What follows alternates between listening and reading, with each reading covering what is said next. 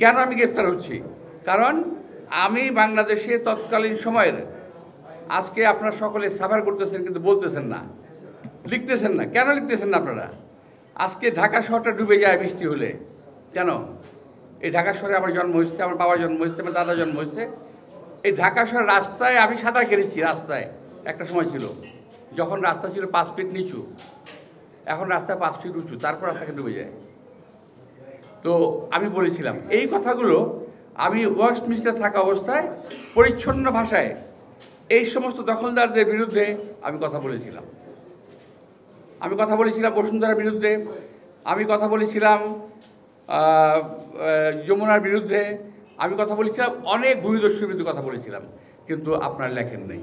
আমি বলতে চাই সাংবাদিকদের সাংবাদিকতা যদি সঠিক না থাকে, সুন্দর না হয়, ভালো না হয়, আর আমার কথাটা যদি আপনারা ঘুরিয়ে পিছিয়ে লেখেন, তাহলে দেশটা ক্ষতি হওয়ার সম্ভাবনা সমূহ অনেক বেশি। প্রিয় ভাইয়েরা, দেশের ক্ষয়ক্ষতির কিংবা ভালো মন্দের দায় দায়িত্ব রাজনীতিবিদরা 25% বহন করে। 25%, আমি মনে করি এটা 50% বহন করে আপনাদের এই সাংবাদিকরা, বস্তুনিষ্ঠ সাংবাদিক যারা আপনারা করেন তাদের উপর নির্ভর করে। যদি আপনারা মিথ্যা সাংবাদিকতা না করেন, যদি আপনারা মানে কারো দ্বারা প্রভাবান্বিত না হয়ে সাংবাদিকতা না করেন, যদি সঠিক কথাটা বলেন, তাহলে কিন্তু দেশটা অনেক আগে বেড়ে যায়। আচ্ছা, আপনার সাংবাদিকরা বলেন তো, সাগর রুনি হত্যা মামলার কতদিন হলো? 7-8 বছর না আর বেশি? 13 বছর। 116 বার চার্জশিট পিছানো হয়েছে। আচ্ছা, আপনার বুকে হাত দিয়ে বলেন কয়বার লিখেছেন আপনারা কথাটা?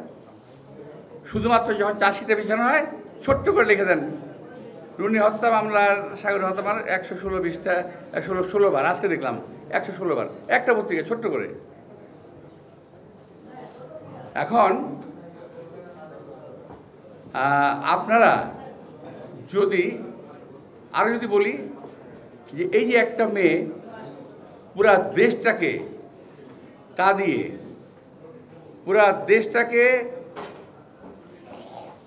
পুরা জাতির বুকটাকে ছিন্ন ভিন্ন করে একটা মেয়ে চলে গেল গতকাল, আসিয়া। আমি তার আত্মার মাগফিরাত কামনা করছি। তো আসিয়ার সম্বন্ধে আপনারা লিখেছেন, ভালো, খুব। কিন্তু এইরকম আসিয়া কি বাংলাদেশে আর নাই?